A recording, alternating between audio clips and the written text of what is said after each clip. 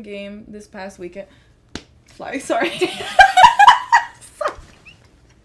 Quick now we gotta outfit start. change. Welcome back to Hey. episode 11. So obviously we didn't have a game this past weekend. Nobody did. Nobody FYI. did. Yeah, nobody did. But we especially did not. Totally did not. Yeah, so this week, as we're dropping this episode, we are going into the 9 Cup weekend, which means Yes. the championship game weekend and All-Pro weekend. And then there's a bunch of other events. There's flag games, there's girls flag, there's camps, there's 101s, there's like, breakfast clinics. awards, there's everything. Everything. Anyway, so it is game week. Woo, woo. We are both playing in the All-Pro game, but we're playing against each other. Hell yeah. So this week, actually, we're not friends. So when we wake up on Saturday morning, we won't be talking to each other. Yeah. I might just put something in her breakfast. It's also funny because I'll play O-line, you play linebacker. So she's literally gonna have to. We block are me. gonna be playing it. I mean, it's gonna be like every practice, right? But still, it's now fun. it's Yeah, game. because it's a full go still. Right. Somewhat anyway, but. So No, that's fun. Yeah. But so it's weird because how did it work last year? Was it just randomly? No, so last year Oh, they right, did it yeah. completely different. Yeah. They the league picked up 4 captains for Yeah. each team, and then they picked players Yeah, just so randomly. it was just everything randomly. This year the league picked all the players and they didn't pick captains or anything. Yeah. But now they've just divided the teams. Yeah. Kind of randomly, like Yeah. from each team they put like half of the players on each team. Mm-hmm. So it's not even like East and Western. It's just the name of the head coaches. Yeah, it's weird because the head coaches were, when they posted the head coaches, it was like, oh, Jennifer King is the coach of the Western Conference. Mm-hmm. But then it's like, there's still like hella Eastern teams. Yeah. So I So don't now know. I think they just renamed the teams. Like, so I play for Jennifer King's team, Yeah. so it's just Team King. Yeah, and I'm team, I can't pronounce her name. Balechko? Stephanie. Wait, let me go fact check real quick. Balochko. Balochko? Yeah. I play for a team Balochko. I'm so sorry if I butchered Yeah, that we're name. sorry. So we have like half of our teammates on each team, pretty Yeah. much. I think we're gonna Interesting. win. I think my team is stacked. We'll see. We'll see. But it's funny It's because also fun. our coaches are like divided. So we have Yeah. some of our coaches in my team and then some of our coaches are in the Team King. Right. Oh, I already spoke with Sheldon. And I can't wait because which team is he coaching? He's coaching your team. Oh, So that's I gonna was be on the phone so- with him yesterday and he was saying that Oh. he was on the other team.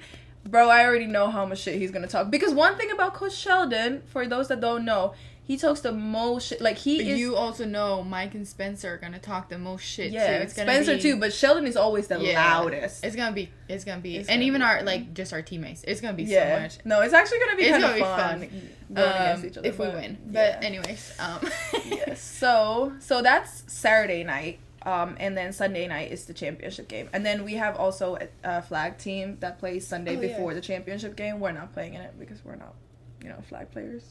I So- mean, we're saw just my saving. picks, but We're just whatever. saving the other teams from Yeah. all this heat that they would catch if we were there.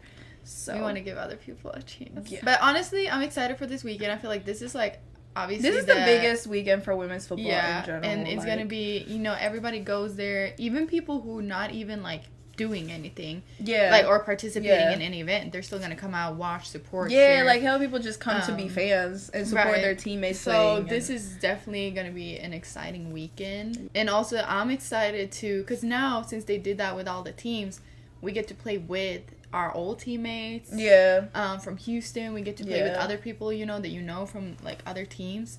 So that's fun. Yeah, and I'm just excited to like be around like the league players and stuff Right. because we never really like get together. Like people and like we've jumped on live with people and stuff, Yeah. but to be in the same place for a weekend with like all these people is like I think it's gonna be really fun. Right. And so for, yeah, I think last year, like, at least for me, like, I knew the people on our team, yeah, but I didn't really know anybody else. Yeah. Now it's more, more people and Yeah. stuff, so, But you're still gonna get to meet more people. right, It's just but I'm fun. also more excited this year than I Yeah. was last year. We're definitely gonna try to like post more. Like we're gonna try to do more like live updates as well, like just post stories and stuff on Instagram while we're there. Yeah. And then try to film some stuff there so y'all get to like kind of live And I through do that as think well. There's actually some, like, young girls who play flag that are gonna go down. Varsity Yeah. flag girls, so they're like high school girls, I think I think that's Sunday morning. It's a lot that's gonna happen, so it'll be a fun weekend. I do want to go to that game. I think it's hella early though.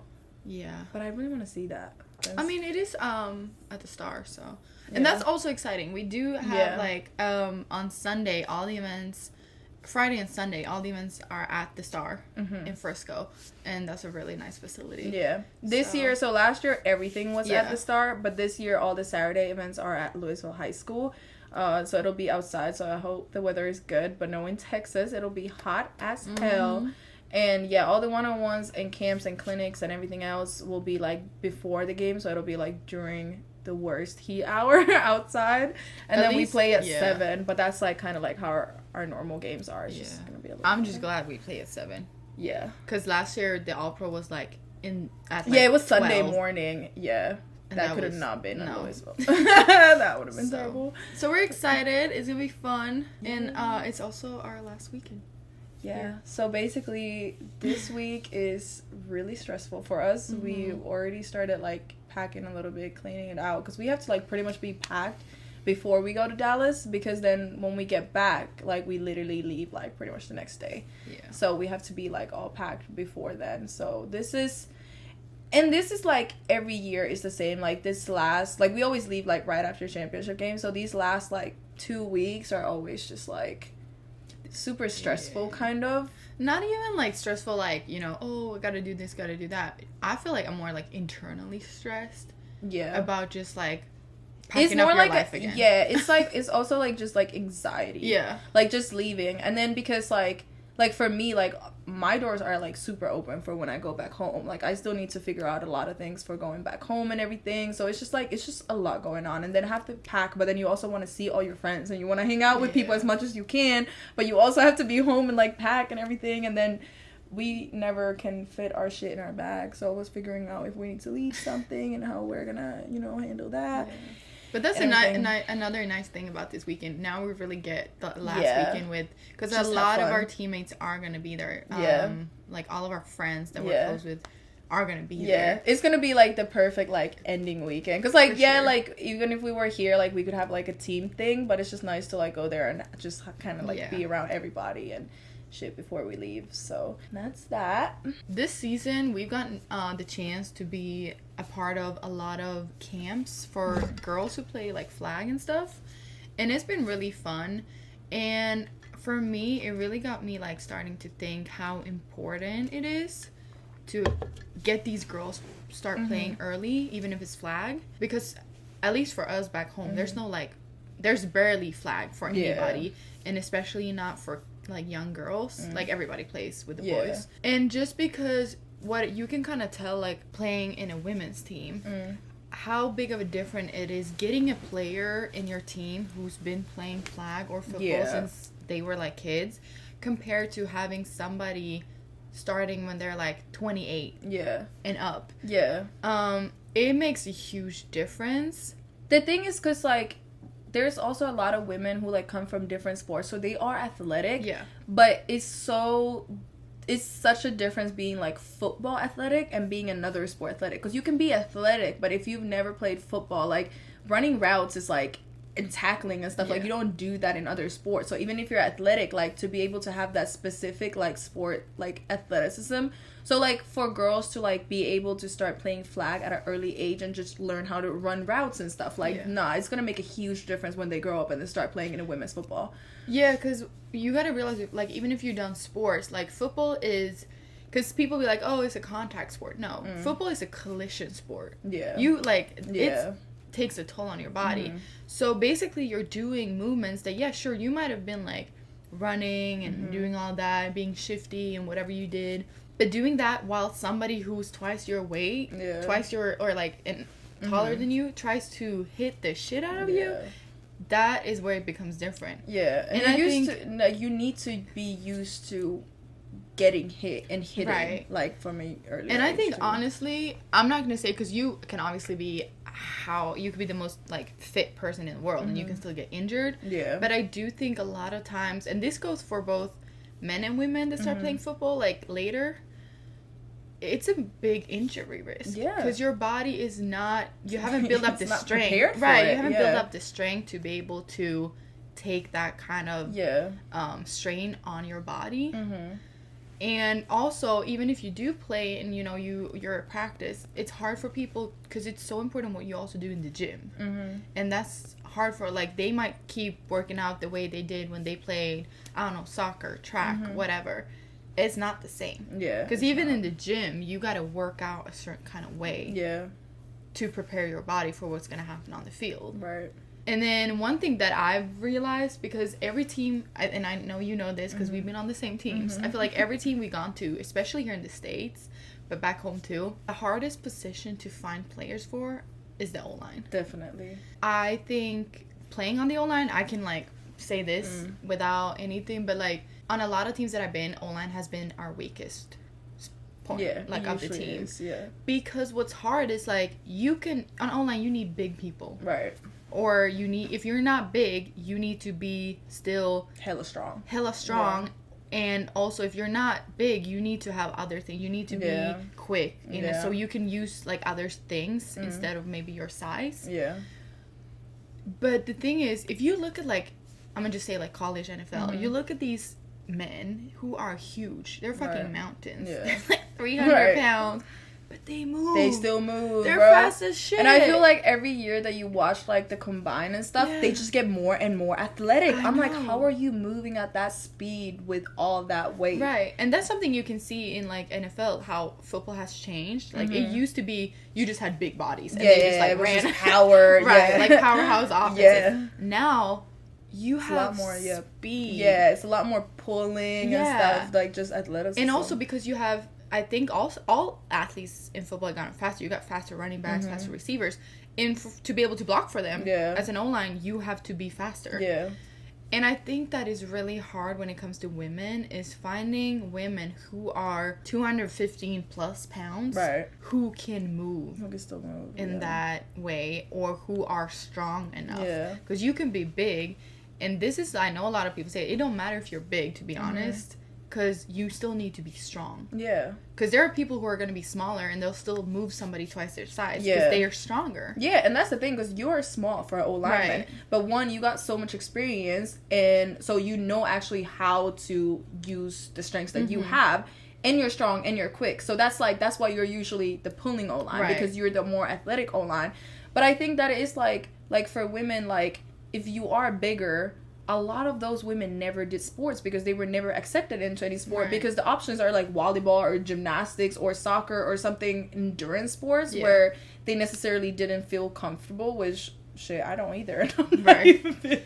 But it's like, so when they come in, because for men, like, they were always able to be like, oh, I can just be big and still play football or whatever. But like, yeah, it's hard. Like, they necessarily never done any sports. Yeah. Because that was the thing for me. I did a lot of sports growing up. I played soccer for, like, 8-9 years. I played floorball. But I always knew, like, I wasn't great. And I was never gonna be great because I wasn't fast. Yeah. Like, I'm not a runner. Yeah. She's a runner. She's a track star. That wasn't me. I run away from shit. Right. No, so, like, when I found football, I was like... like, I can actually be good at this. I don't have to. And it was funny because I went to a soccer game here the other day, and we were talking, we looked at the players, we're like, everybody has the exact same... They're built the same. And that's not football. Yeah, no. But that just, it's hard, and that's one of the things that I think we need to, like, even girls who play flag, if they play flag... Because you can be an O-line and play flag. We got O-lines playing flag. Because you don't do all this run, like, you run route. Yeah, you can be a center and run a hitch. Right, like, or whatever. So I think it's really important to encourage all girls to play flag. No matter if you think there should be, like, typical flag players or whatever.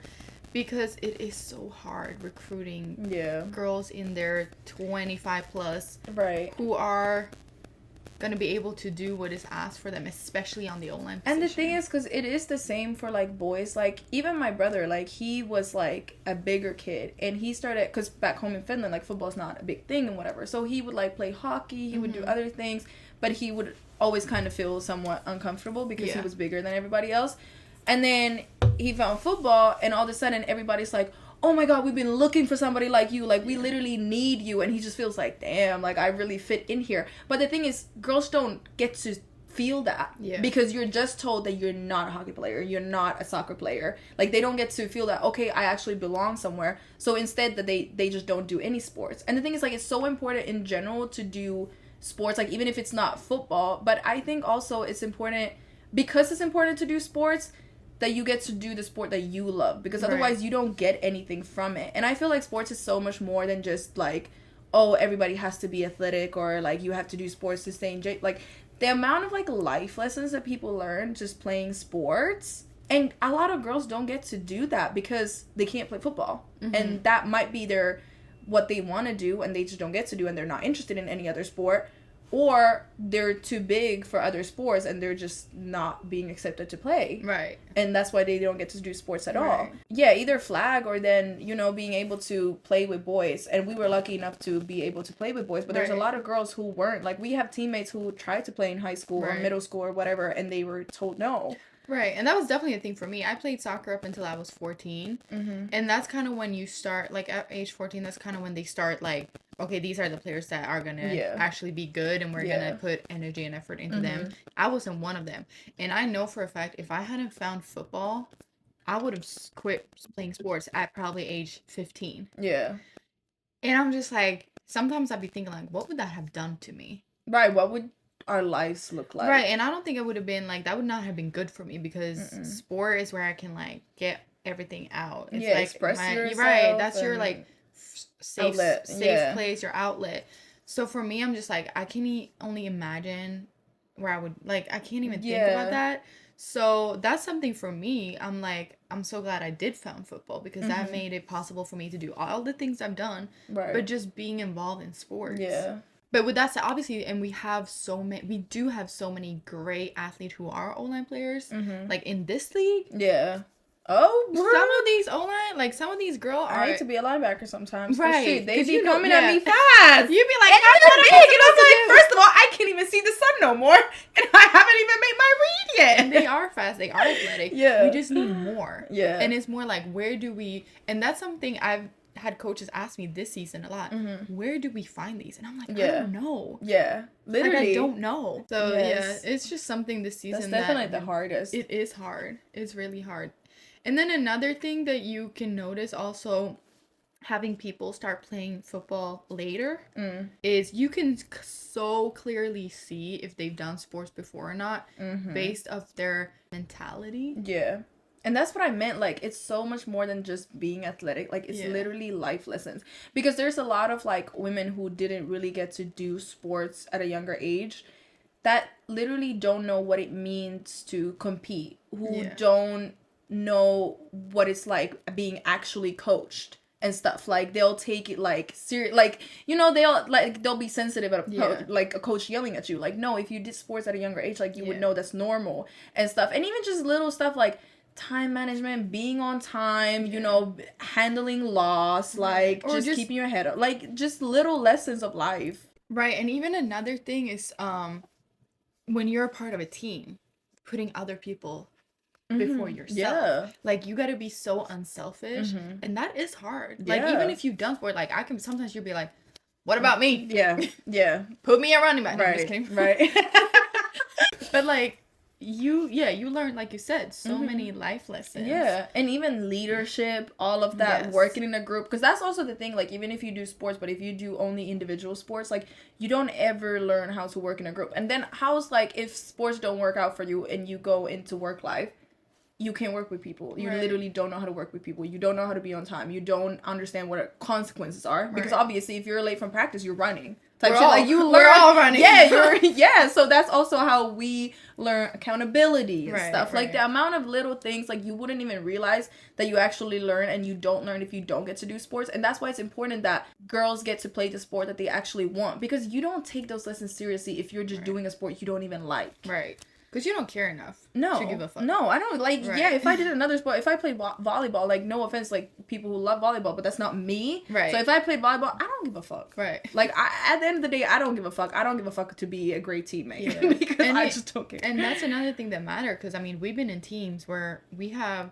people, they're great athletes, and they're good football players, but they're not a team player. Oh, yeah. And I'm sorry, but you're not going to be a part of the team. You're going to get, people are going to be like, you're not going to be a part of this team. And that you can see that in any level. Like even the WNBA, when they like recruit players, they want players who fit in with the kind of team they want. It doesn't necessarily, it might not be the one who scores the most points or whatever, but can you make the team better? Right. And that's why, like, when you think about the NFL combine and draft process, they have meetings where they talk to the players, because it's not only about your 40-yard dash. It's not only about your stats in college. It's about who you are as a player and as a person and what you're going to bring into the organization as well. Which, like, guys also, like, they are taught that from high school. They're like, be respectful to your coaches. They teach how to talk to coaches. So when they get to that point where they're going into the draft, like, they know how to handle these situations, which now, if it doesn't work out and they go into work life, they know how to handle a work life situation, the same, a job interview and stuff. But if you don't ever get to, like, experience that and nobody ever teaches you that, especially at a young age, like, coaches are literally, like, parenting you for real. It's so much more than the sport. Like, especially coaching kids, like, I've coached kids a lot, and bro, it's so much more than just teaching you football, because a lot of the times there's, like, some of my kids get bullied in school. We have to talk about that. Some of my kids have fucking body issues, or they can't eat, or they eat too much. Like, you know, like, it's shit like that, or they have insecurities, or they have issues at home. Like, it's so much more than actually just teaching them about football. And that's what, as a youth coach, like, I've always been told, like, all my, like, kids' parents come talk to me. They're like, you've helped so much, like, with just, like, the at-home situations or the school bullying situations and stuff. Like, you can do so much more. But if you don't have that, like, because it's sometimes also kids, like, you don't talk to your parents about everything. So to be able to have that coach that you get to see who's teaching you football, but is also there for you for other shit, and who can also talk to your parents, like, no, that's actually, like, irreplaceable. Irreplaceable. To the left, to the left. Everything back to the left. So, continuing on our journey, last time we talked about how we ended up in Houston, and obviously, as everybody knows, after Houston, we ended up here in KC. So, we're going to talk about how we ended up here and everything. So, let's start off with after... I just want to say, I don't think neither one of us, when last season ended, there was no way we would have ever thought we were going to end up in KC. Oh, absolutely not. That was nowhere. It's so funny to think now, because, we would have never even, Because KC last year ended up last in the Central Conference. And it wasn't even like that, but it was just like, one, we didn't imagine leaving Houston, but then two, like, if we did, like, there was other options that we would have thought of first. And KC, like, what, like, it's just crazy to think, like, just literally a year ago today, we would have no idea. If somebody would have been like, "Oh, y'all gonna go to KC," we would have been like, "No, what are you talking about?" And not in a bad way, like no disrespect at all. We just did not see it coming. We did not see it coming. No, but all right. But so basically, so leaving Houston a year ago, pretty much today, like after the 9 Cup, we were definitely set on going back for sure again, like with DC and with everything else, probably with KC. Every year. So, like we are now.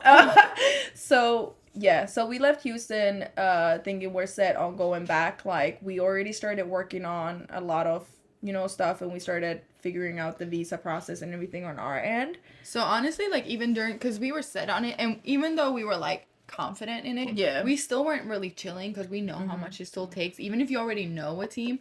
So, even I think, like, later in the summer, we actually had meetings with lawyers, multiple lawyers. Oh yeah, because we wanted to try and figure out if there was any way we could have some other type of visa to stay longer.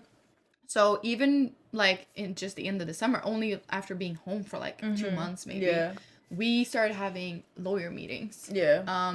But it kind of ended up with nothing. Basically, they would just ask us, "Is there anybody you can marry?" Right. And no. Not doing that. And even if there was, because you can find somebody to marry if you need it on paper, but then they would explain the whole process, like, you can't even just like, we're not gonna do the whole fake marriage thing for the green card, because it doesn't even work like that. Like, you don't even get the green card just like that. Right. So if marry somebody I don't know. Right. I love football, but like first of all, I can't do that in general. But even if it was like a good friend or something, like it actually just does not work like that. Right, because that's what people be telling us. Just marry somebody. Yeah, just marry somebody. That's no, it takes hella paperwork, and it takes hella like they need to prove that they need to be able to take care of us for a certain amount of time, and then the process is hella long, and like. And these people who like give out visas, they're not stupid. Yeah. Like people tried that. Yeah. It doesn't work that way. No. So you get interrogated and shit, and it gets ruled fake marriage. We tried. So what we tried to do, we try to get we try to get visas for playing football. Yeah, for being athletes. But unfortunately, because of different circumstances, that wasn't possible. Yeah. So basically, us personally, we could get it. Like, we're high level enough athletes, but our league is not considered professional because we don't get paid, and we would have to get a minimum wage salary, and they can't provide that. So, and the league doesn't have like the status of a professional league. So even if us, like, our CVs are good enough, if we played another sport and we had the same CV, it would be easy. And also it depends, it's the league part, and then it's also the team part, because the teams have to be registered in a certain way to be able to also as a business they have to have employees basically, because a lot of teams are non-profits, right? So they wouldn't even be allowed to pay us. So it was like too much. We couldn't do that, and we didn't have the time, or it wasn't possible. Well, it's literally just not possible right now. So after that, we realized, okay, we can't do that, so we're gonna go with another kind of visas, whatever. And we were talking to Houston, trying to figure everything out. We had kind of like, these are the things we need to come back. And I think it had changed a little bit from the previous season, just being in Houston. Yeah. And kind of realizing, what do we need? There was a lot of things that also changed, like on our end, but also their end. Like the situation needed to be a lot different for a lot of things. So we had told them what we need and stuff, and they was like working on it and everything, and then we just like kind of told them that we needed a timeline, because in case it doesn't work out, we need to have time to talk to other teams, because when the season ended, we didn't clear for free agency, because we were like, we're going back to this. We don't need to be free agents. We're but as back to Houston. The amount started rolling up, and we were little by little started being like, maybe we need to clear for free agency. So then we basically told Houston that eventually, if we haven't figured everything out by a certain time, we need to clear for free agency, even though we still want to talk to Houston. So, but we just have to like open that door just in case, so we're not too late for it. And then we like gave them time, and we was like figuring out, and we was like figuring some parts out and stuff. But then eventually we had to clear for free agency, which I think we did a little too late. Definitely too late. No. We did it in like November. We actually did it. I was actually in Philly doing my little internship when we cleared for free agency. So I'm literally in Philly. You're in Sweden. We're on the phone like, okay, which teams do we even consider and stuff? The reason we were under like kind of a timeline was because we had to do interviews for our visas, and before that we needed to have signed with the team. Yeah, we needed to have a contract in our visa interview. And then also you need to know, because like for the season and everything. Yeah. So that's why we were on a timeline. And because for us, like, because you need to like book the flights, and we need to figure out when we're leaving and stuff, like with work and everything. Like there's a lot you have to figure out, so you need to know like when you're leaving and where you're going. But yeah, definitely the biggest thing was that we needed the contract for the visa interview. So we started this in like November, like mid-November, and our interviews were like beginning mid-December. So we only had like a month, and we were like, that's not a lot of time for a team to figure everything out so that we can actually sign a contract, because we can't sign a contract unless it has everything on it, because that's literally legal print. So that was very stressful. So we're literally on the phone clearing for free agency while I'm in the States, and I'm fucking busy. I was like doing hella long days, and you're in fucking Sweden. And I just remember I was in the car, and like my boss who I was traveling with, he's like, you're talking about football again. You don't stop talking about football. I said, bro, I'm in free agency right now. Like, do you understand how stressed I am? Like, and then the thing was, because we cleared so late, we didn't have a lot of time. So when in the WNFC, when you clear for free agency, you have to talk to the team first. So we obviously we had a very open communication, and we told them that a month before we even cleared for like the communication was 100% like open. We told Houston, and then we told them so you kind of fill out a form where you clear for free agency. You let them know that you talk to the team and they talk to the team. And then you put in so all coaches from other teams can reach out to you because they will get notified that these players are now free agents. So we did that, and then like just doing that, and then we're sitting there and like, what now? So we had to start kind of like, I think first we're like, okay, what teams are like, we had to kind of rank like, where would we if we can't make, because we were still set on Houston. We were like, if we can't, where's our like top teams, where would we want to go, and all that. And I think we ended up, even though we had kind of an idea like which teams we were most interested in, we ended up having meetings, I think 10 out of 16 teams in the 9 league. or 10 something like that. So we had a lot of So we honestly like had a few meetings where we were like, we didn't really consider them an option, but we gave them a chance because you never know, like it might actually end up being a good fit. And that's what we said, was it when we was on the live with the other podcast? So like I definitely recommend doing that because like we said, like we didn't actually, KC wasn't one of our top teams when we first started thinking about it, but it ended up being a really good fit. But you like just talk to a lot of teams because you might actually find a fit somewhere where you didn't think you'd find a fit. And don't just reach out to the best teams because that might not be the best situation for real. Our meetings was with top teams, bottom teams of the league, like everybody, all the teams. And I think our main things, because we didn't have a lot of time, so we were very like, our meetings were very like straightforward. We were like, this and this and this is what we need, and these are the important things to us. And when it came to football-wise, one of the things that... Because we had the meetings. After that, we called each other every time to kind of breathe through. So for like 2 weeks at least, we were on a meeting almost every other day. And we had several meetings with each team. So the first meeting would mostly be like with like a GM or the owner or the head coach. And we would just kind of like get to know each other a little bit, tell them the financial part and like what we need. And then the second meeting would be with more coaches to talk about more with football. And that was, apart from like all the practical stuff, the most important thing for us was, do we feel like we can get coached here in a way where we can get better? Because we've talked about that earlier. That's been a thing we've kind of had been feeling for a couple seasons, that we weren't developing. We didn't have the right coaches that fit us. So after each meeting, that was kind of what we asked each other. How did you feel about the defensive coaches? Do you think this would be a good fit for you? How do we feel about the offense? And there was not a lot.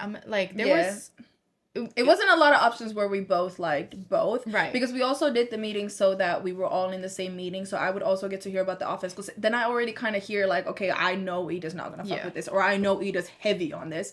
Or whatever. But we would still call each other. And just like after every meeting, whether it was like a football meeting or like a practical meeting, we would call each other. We would be on the phone for like an hour just waiting like the pros and cons. Like, bro, the way we was literally on the phone like with these meetings and each other like hours every night for like several weeks, like it was so stressful.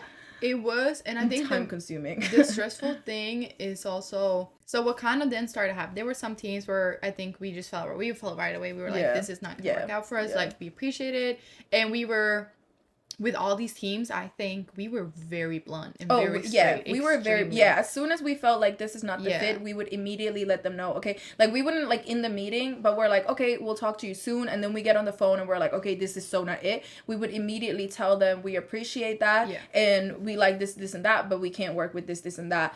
So we wish you the best luck. And I think that was, we got honestly a lot of responses back from teams, how they felt like we handled it in a well. And that's really important to us because you never know, like maybe next season this team will fit us. Like you want to be on good terms with everybody. And it was actually kind of shocking, like the more we got responses from teams just appreciating how we handle it and how we're like so straightforward and everything, like it was a little shocking to us because we were like, is this not normal? Like, do other people not, like, do they just leave you hanging or are they rude about it? Or, like, what? Like, how do y'all handle this situation? Because that's one thing, like you said, like, you want to keep a good relationship. Because you might end up there next year. It might be a good situation for you next year. And even if you don't, like, the league is so small. You do not want to be on a blacklist in this league. Because it's very quick. If you're on a blacklist for this owner, you're on a blacklist for a lot of people. Like, it's like you can't have a good reputation if you cuss one of the owners out type stuff. So it's like, I don't know, like, to me, it was shocking that people were so, like, because to us, that was just common sense. Like, obviously, I'll let you know if I don't want to play for you, or if this or that is not working out, or whatever. Like, yeah, we would let them know immediately. Even before, like we would start kind of eliminating teams as we're going through it. So we would just be like, okay, this is not it. So we would just email them, like, okay, we're going a different direction. Even though we didn't know what that direction would be, but we just knew that wasn't a good fit. And we just trusted that there was going to be a better fit. And I think eventually, we were, during this whole process, Houston was still there. And then I think it came down to, it was still Houston, and then eventually we had narrowed it down to 2 teams. So it was Houston, KC, and another team. And at that point, it kind of just, like, we were like, okay, all these teams would be a good fit for us football-wise. Yeah. But it was more so than down to the practical stuff. Yeah. And this, I think, was this is where it comes stressful, because we can't really do anything. We're just basically waiting.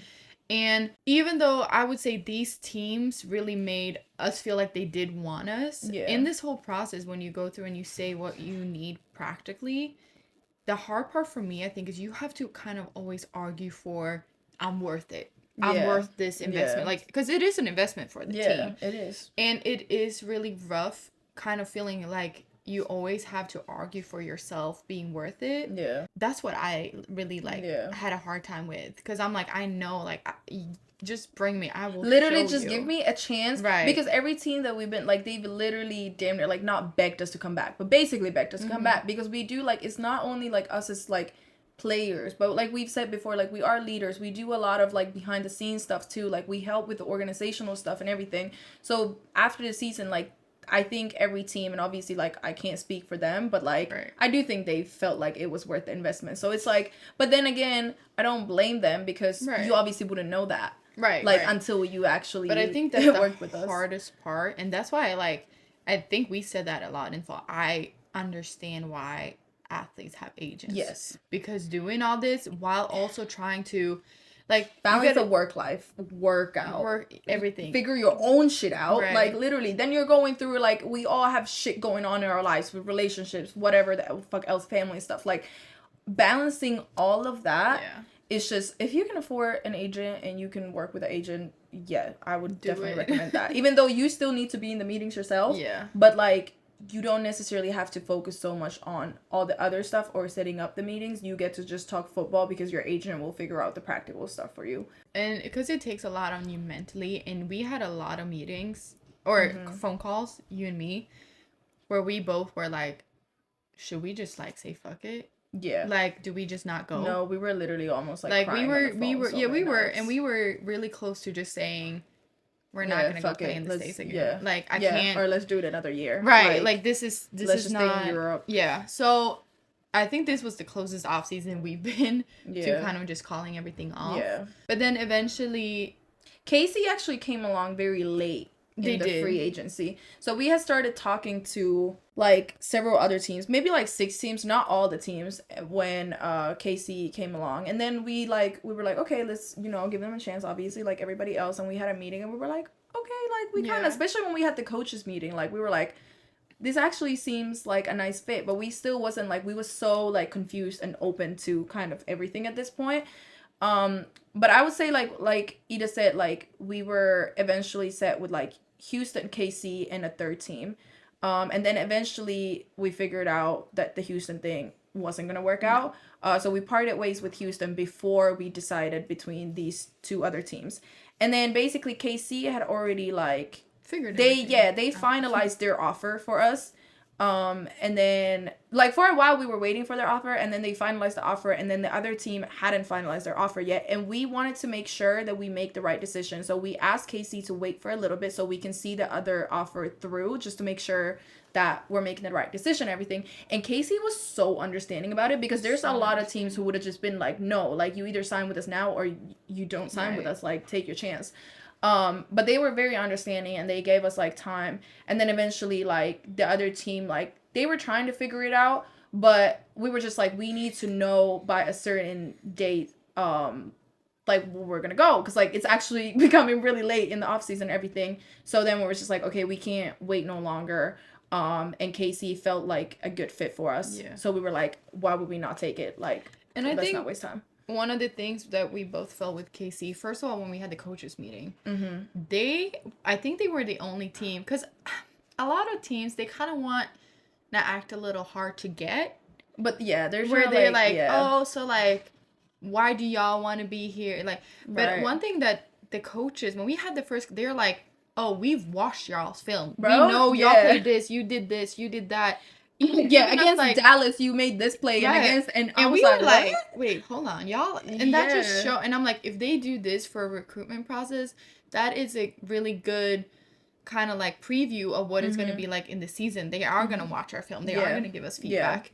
So that was the first thing I think really caught us. Yeah. And then, like you said, they had patience with us, and they kept checking in on us. They kept being like, "Are you guys?" They like, messaged us damn near every day. Yeah. They really made us feel like we mattered, and they the really thing is also like here. With the coaches meeting, like we talked about the football part, and they was telling all this, but then also when we had like the owners meeting and GM meeting, whatever, like they also did the kind of, they checked our like how we are as like people, because they wanted to make sure that they don't bring people in that are just going to be toxic to the team. Right. So I do like that as well, because you do have to make sure that you don't just bring whoever just because they're a good athlete, because it can be very toxic, and if an athlete is good but toxic to the team, it's going to ruin the whole team spirit, and that's gonna fuck up for the whole season. So I did like that we definitely did that part where we just got to know each other and see if we're a good fit personality wise, kind of, and then we did the whole football and everything.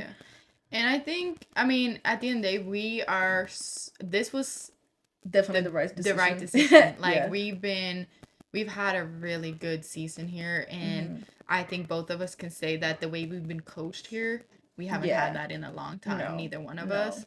And I feel like for the first time in a lot of years, I have grown as a player. Yeah. Learn more. Develop. Yeah. So this was definitely the best outcome. And it's funny because like signing with KC, like we really had no idea what we were coming into, because we don't actually know anybody from KC. Like we had talked to the coaches and whatever, but we didn't really know anybody, because when we went to Houston, we had our old teammates there. When we went to DC, we had both spoke to them for years and stuff. Like we already kind of knew what we was like, not what we was getting into, but we kind of felt like more comfortable. But with KC, it was like, oh, we're going to fully unknown, and I feel like we were a little anxious coming here, and just like, because we were like, okay, obviously football wise it's a good fit, but we have no idea like how the fit is with the team and everything. But then we came here and we were immediately like, this is good. Damn, like we actually made the right decision, because we were nervous. I'm not gonna lie, we were very nervous when we signed. And one thing I think Casey did good with the recruitment process that I don't think any other team did is when we had our first meeting, Nashi, our quarterback, was actually on that meeting. She had already signed, and she had been here, visited, tried out, and I think that gave us some kind of also like feeling of a little bit more security. Yeah. Having a player who's also moving here. Yeah.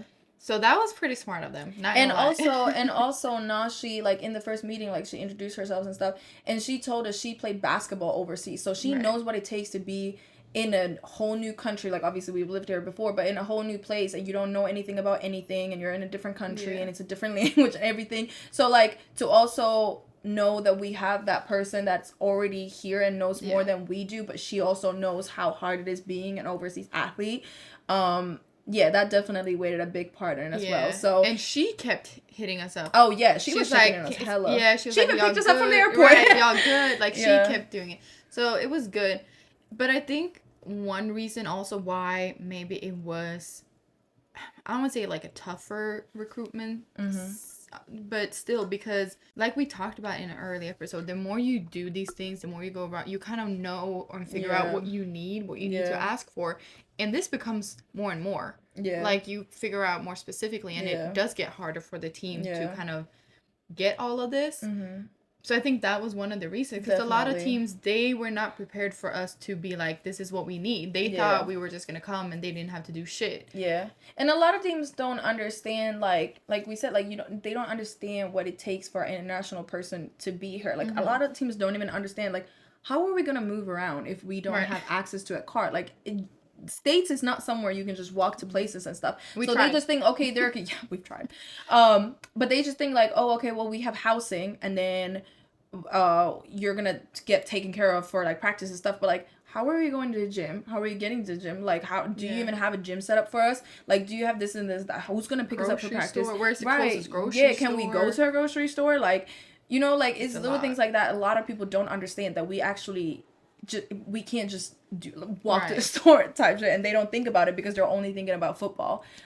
So with like definitely also with Nashi having played internationally, like she immediately knew to ask those questions as well and offer us like if y'all ever need to go anywhere, like even if y'all just want to go out to a club, I'm not gonna go out to a club with y'all, but I'll take y'all there, I'll take y'all home type of stuff, like you know, just taking care of also like us having a good time here, because that's also a thing that we've talked about before. Like it's important to enjoy your time there. Like it doesn't have to be enjoy your time like, oh, you get to party every weekend. Like no, to us that's not it. To us it's like, do we like it here with the team? Do we feel comfortable with the team? Does it feel like a family? Does it feel like we can hang out with you? And does it feel like y'all are taking care of us if we need the help? You know, and here like the coaches, like especially in the beginning, like we've said before, they kept asking us like, is there anything y'all need? Do y'all actually like it here? Genuinely, do you actually like it here? Like, is there anything? The season's over, literally. And like, we really do, because we hang out a lot as a team. And what I like it here, like, we don't hang out like just going out together. Like we actually just hang out. We just go eat, or we like go practice together or stuff like that. Like we actually just bond as a team, or we're at somebody's house. Like it's not just, oh, we're going drinking and partying, which is what a lot of teams do. Like they only get together to like drink and party. So yeah, I would say that's also like, because that's the thing that's gonna make me want to come back. Right. Because also when we have needed stuff, they came through immediately. Yeah, so we know like we're okay here. Yeah, because that's also the thing. Like we're here, like at least we have each other. But a lot of players also go internationally by themselves. Like they don't have anybody to rely on.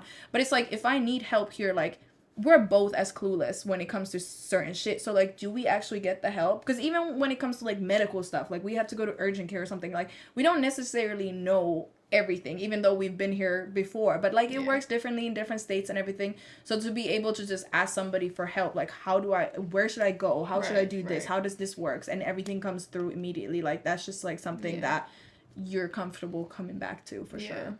So it was a very, very stressful fall. Yeah. But it worked out really. And I would say it was worth it. So, like, when we say, like, you should talk to several teams, like, I know it probably now seems scary. Like, why the fuck would I want to go through all that y'all just went through it? Y'all just explained it was, like, a nightmare. But, like, it definitely was worth it. And obviously, like, you don't necessarily have to talk to as many teams or have as many meetings. Like, you could also just have the practical and the football meeting in the same. And then if you're, like, going by yourself, like, you don't have to be on the phone with each other all the time or whatever, like... But also, it doesn't have to be that stressful if you just start it early enough. Like, honestly, like, if you're now feeling like you might want to become a free agent, just do it now. Like, literally just do it now and just take... Because if you have 5 months to figure that stuff out, it's not going to be stressful at all. You can literally have one meeting every 3 weeks. Like, it's literally not that stressful. So... And at the end of the day, I think we learned a lot. You live and you learn. So, definitely. But that's pretty much how we ended up in KC. Right. And now we're about to go into another off season, and we'll see how that goes. And we'll definitely like this year like keep you guys updated on this. Well, obviously we can't talk too much about how things are going with Casey and stuff, but if we were to have to clear for free agency for whatever reasons, like we can update and kind of we're gonna still keep updates coming. So we did a segment a few weeks ago where we did red flags. So this is green flags. All right, green flag number 1. He's good with animals. Oh, I like that. Because, you know, you said you don't? No, I do. Oh, yeah. Because you know how animals, like, they sense bad people. Like, they sense bad energy. So if a dog starts barking at you immediately, like, sometimes it's for other reasons. Like, every time there's a man walking into the house, they start barking. So, I mean, I don't blame you, but but nah. But, like, animals really, like, they can feel your energy. So I feel like it is a good, like, if I had a dog and my dog likes you, you're probably good for me. Huge turn on. Huge turn on. You can actually stay the night. Yeah. We might actually work. Right. Like, that's even before I'm gonna ask for your opinion. My dog gonna tell it first. Yeah, for sure. Yeah, because they can really feel it. You have to, like, read it a little bit longer. Except if it's so a if cat. you if you're a cat, if you're true. Yeah. So it's more dogs. Yeah, I mean because when it says animal, like fish, like what? Do my fish like him? Does my fish come say hi? But no, but if I had a dog and my dog and you approved, we're getting married, I guess. Right. Because also, at the end of the day, if you do date somebody and you have a dog and I can't date you. Yeah. That's my baby. Like, right, because that's the same thing. If I had you over my dog. Because also, if I had a kid, like, I would want my kids to be fine with my new partner. If they're not, like, I would hate it to break up with them. But if my kid is not comfortable, I can't date you. And also, like, this is my dog's house. Right. You're in his space. Literally. Like, I'm not doing that. So, yeah. Okay, so that is a green flag then. Definitely. Okay. Doesn't talk about his exes. Oh, yeah. Because why? Why are you talking? But at the same time, like, yeah, if we get into a conversation, but I'm saying, like, if they just randomly bring up their exes, that's fucking weird. But when we're talking about, like, past trauma and stuff, yeah, I want you to talk about what happened. But to me, don't just randomly bring up your ex. I feel like it very much depends on how you talk about it. Because if you're like, if we're, I don't know, we are having McDonald's and you're like, oh, my ex used to really like McDonald's. I'll be like, okay. Like, I didn't need to know that. But I do think it depends because a lot of times, because you go through things that kind of makes you who you are a little bit now. And that might have had to do with your previous relationship. But that's what I'm saying. Like, if we're getting into the conversation of, like, past traumas. But if you just mention, like, oh, my ex never let me do this. Like, don't just bring it up like that. Because I'm like, why are you thinking about your ex honestly, right now? I don't really care about that too much. I don't know. It's weird because for me, it's just I am the person who cares. Yeah. Like, a lot. Yeah. But I don't really, like, I don't know. But you do, though. Yeah, but I guess it depends in what way. But then also, I'm not the person who brings up mine. No. Like, because I'm just like, it don't matter anymore. Right. Like, I'm literally not thinking about my ex. Yeah.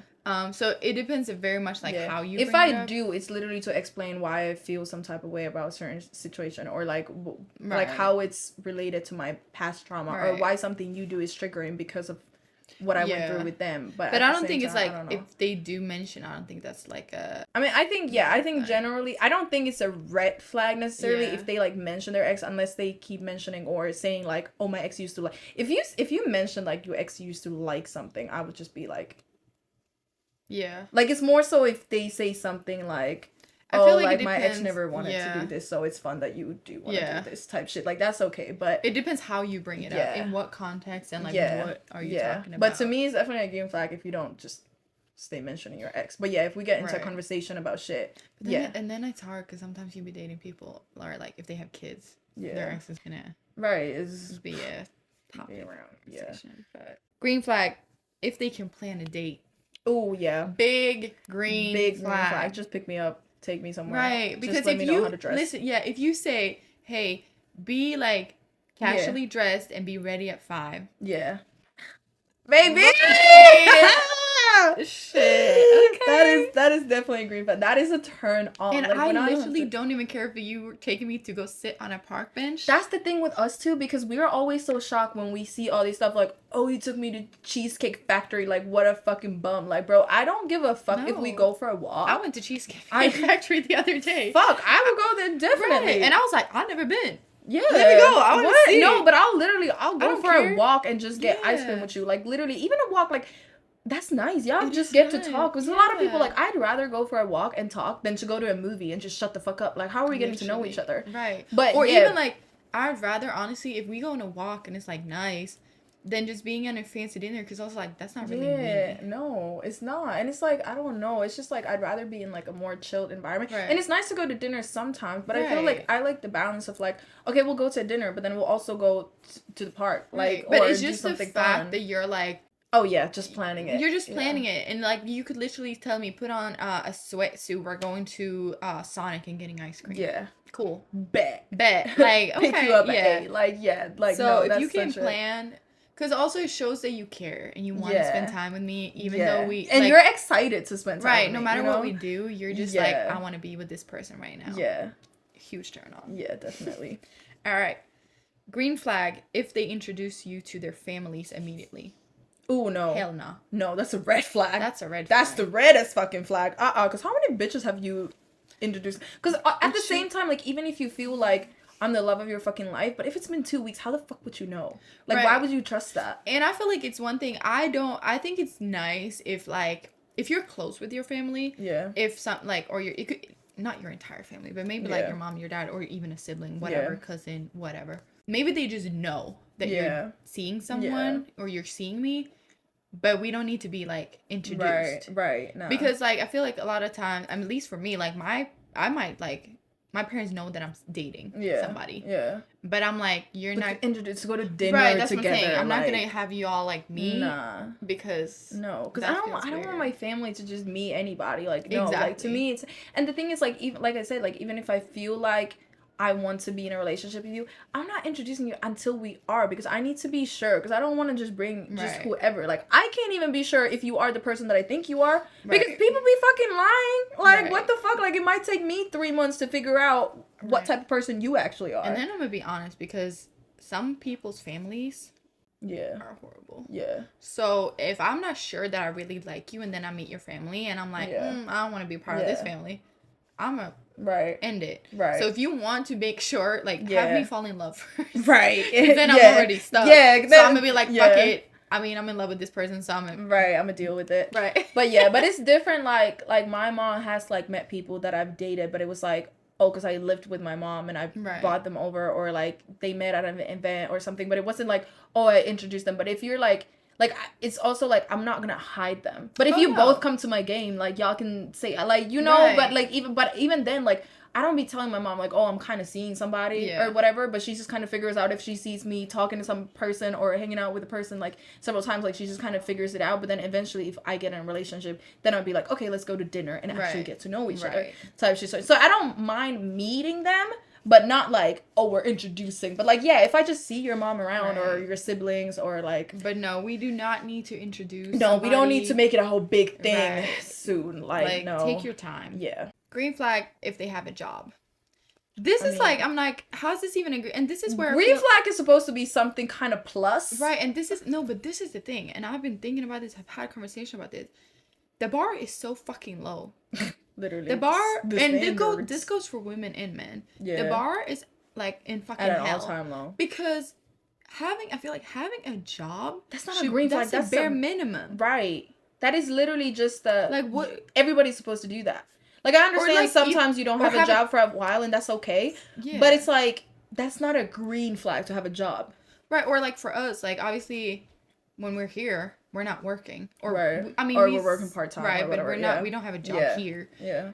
But like we do when we go back home. Cause like, and we still have shit going on for us. Right, exactly. But I'm like, if you're just like doing nothing, like that's so, because also like I feel like I need to see that you have like a drive. Right. That's the thing with me, because I'm okay if you're currently unemployed and you're like working for your dreams. Like, first of all, as long as you can take care of yourself somehow, like I'm not paying for your bills. Like, if we're not like locked in or married, like I'm not taking care of your bills just because you don't want to do a certain job. But like, I can be okay with you being unemployed just because you're chasing another dream. But as long as I see that you have a dream that you're trying to chase, but if you're just sitting around unemployed because you don't just want to work, like, fuck no, that's a red flag. So then just having a job, because also like you could have a job and you hate it. That's not a green flag for me. Like, you're taking care of yourself, but you also hate it. Like, do you have any drive to do something that you want? But again, you could work a job that you hate because you're not getting paid for what you're actually passionate for. Right. As long as you have a drive and you have a passion for something, and even if you don't have a passion for something, like it might take you a while to figure it out, but as long as I get a vibe that you actually want to do something for yourself, like that is a red flag. Like, don't just work just to work.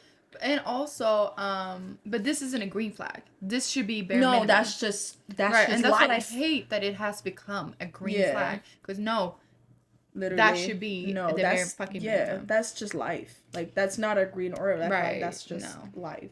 It's a green flag if they have a good relationship with their family. It is, but at the same time, some families are just fucked up, and it's more a green flag that they were able to walk out. Exactly. Yeah, I feel that too, because that's hard, obviously, a lot of people, but not all families are great families. Right, that's what I'm saying. Like, if you have a good to decent family, like, yes, I would love for you to be close with your family, because I would want, like, all of us to be close, but if your family's fucked up, I would rather you walk the fuck out than that we both have to deal with that. No, for like, sure. No. Like, if your family's actually fucked up, like, I'd rather you walk out. Like, I know that in my family. Like, I know people in my family that have like cut contact with family members because they're just toxic. Yeah, and I respect that. Exactly, because I hate sometimes people be like, well, they're family, and I'm like, just because you're family does not give you the right to act however you want, treat people however you want, and expect them to be cool because you're family. Right, and even if it's just like that they're toxic or they're like living a lifestyle like let's say they're fucking criminals, they might treat you right, but if you don't want to get involved, because like especially with criminal life, like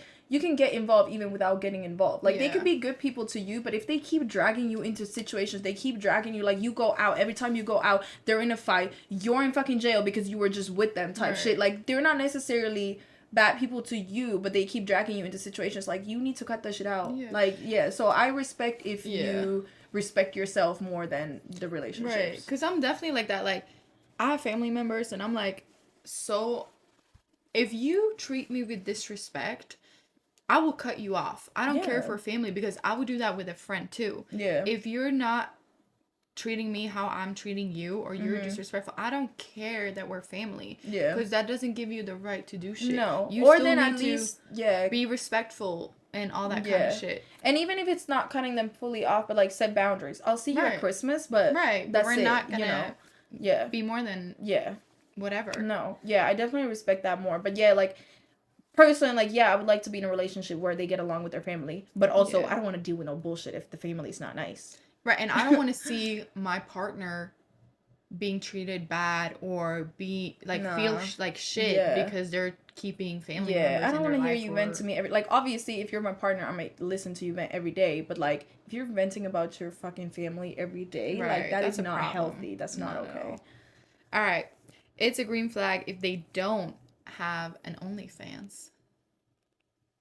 I mean shit, but but a girl gotta do right, like at the end of the day a girl gotta do what a girl gotta do. And also like if y'all are to get this sounds like we have OnlyFans. We don't have OnlyFans, but shit have we thought about it? Yes, every goddamn like this episode if you think we should make OnlyFans. Nah, if we get 10,000 likes we're starting OnlyFans. Nah, but the thing is, and I've talked about this with people, like also with people that I've dated, and I've had people who are like, no, if you ever fucking post yourself like that, like, bro, we'll break up. But then I've dated people who are like, bro, you make money, you could like take me to dinner, like shit, like if you know, like if you're making money, you're making money, as long as it's like and I had a conversation with somebody that I dated that it was like they would be okay with it as long as it's not my personality, it's just a job type shit. And I obviously still wouldn't do it, but they're like, shit, I'll take the pictures, just don't sell your body type shit, and don't post like too much. But like, and also like if your Instagram is full of that shit, like if it's just like a side hustle, but I feel like it at the same time, like I do kind of like it is kind of a green flag if you don't have to sell your body for money. But at the same time, if people are stupid enough to pay for it, like what the fuck is wrong with that? So for me, it's like I really don't care. Like I don't judge people for doing it. Like shit, I thought about it more than once, but then I just feel like for me, I'm so like if I'm with somebody, like I don't want anybody else to have access to that. Yeah. No, if I ever did that, or but if I ever still had wouldn't a partner, like judge you for it. I would just, I don't know. It would have to be a conversation. Definitely. But if I ever did it while I was in a relationship, or if I dated somebody who wasn't OnlyFans, like it would definitely be a conversation of like, what are we actually posting? Because there are people. Huge difference. Yes, because there are people who actually post their whole body, no underwear whatsoever, and then there are people who literally just post like with shorts on, or even like literally shorts on in a sports bra or something. Like it's not even actually sex. Like a lot of people just post pictures of their fucking face type shit. Like it's actually not even sexual. Like it's not more access than what you would see me at the gym or at the pool or whatever. So like that's okay. But that's a hard one. Like I don't know. I think I can't really say. I don't think it's a green or a red flag. Like I don't think I would know how I would feel about it. Until it's hard would be in the situation, because I don't know. It's the same thing. Like if so if you dated somebody and they were like, for example, like an entertainment dancer, like a stripper, that would be worse for me. Or that would be worse for me. The Magic Mike shows or whatever. Yeah, I think that would be worse for me. Really? Yeah, maybe. Because I mean, at the same time, you are making money, but then it's also like I'm at home where you're having a show. Because if you're just doing OnlyFans, you're just snapping a few pictures while I'm at work type shit. Right. But if I have to go to sleep alone because you're doing a show and I'm just imagining you grinding on other people, because they actually be touching other people be touching you. Like, I feel like, and that's like, a lot of people feel like, especially like, you know how some like creepy men feel like a connection with the stripper? Yeah. Because you have to make money, so you have to make eye contact, you have to make them feel good, you have to make them feel like you're interested. Like, I don't know if I could do that. I don't know if this is weird on me, but almost because I feel like this is so like, you know, when you're just like closing your eyes for shit that's going on in front of you, but like with OnlyFans, I feel like, because I could go and see those pictures, so I see what other people see. If you're just doing it at a strip club and I don't know, you know, the thing, like, what you don't know won't hurt you. Yeah, but at the same time, then I would maybe be overthinking of how does it look. That's what I'm thinking, but then also there might be videos on the internet. I don't know. And I would just rather see a picture of you on OnlyFans, like, half dressed, than see a video of you grinding on somebody on their bachelor party. That is true. Yeah. Ooh. So but at the same time, like, if I started dating somebody now and they said, oh, I used to be a dancer, I don't care. Yeah, I don't care. Because honestly, I don't care what you did before. To sell your body. I don't care what you did before we met, to be honest. Unless you, I mean, as long as you weren't like hurting nobody. Right. Yeah. But yeah, if you used to like sell pictures or be it's a dancer, hard though, and I understand that it's hard for people like to deal with these kind of things. That was it. Y'all. All right. Well, thank y'all for tuning in, and see you guys next week. Oh yeah. So next week we'll see. It might be a different kind of. We're gonna try to film a little vlog from the 9 Cup weekend. For next episode, because we're not gonna have the time to sit down and film an episode for next week because we have to fly home. So we'll try to do that if we get enough good content. If not, then we might have to skip next week. Yeah. We'll figure it out. But next time you see us, we're not going to be the States anymore, though. Because if we post it on Wednesday, we're going to be home already. Fuck it. Fuck life. No, I'm just kidding. Crazy, no, literally. But yeah, we'll, in a week, we will not be here anymore. Yeah, we'll be home. All right, well, see y'all in Europe. Bye.